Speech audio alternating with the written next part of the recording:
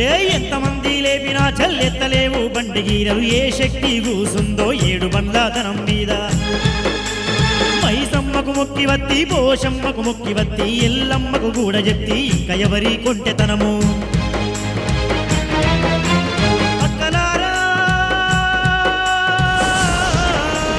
తోడబుట్టిన అక్కలారా ఆది పరాశక్తులారా ఎందుకమ్మా ఈ తమ్ముని మీద మీకు కోపమొచ్చే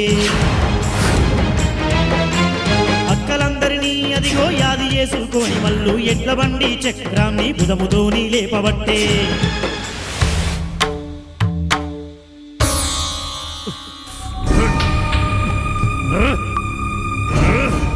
పోచమ్మ తల్లి మాతాయ నమః.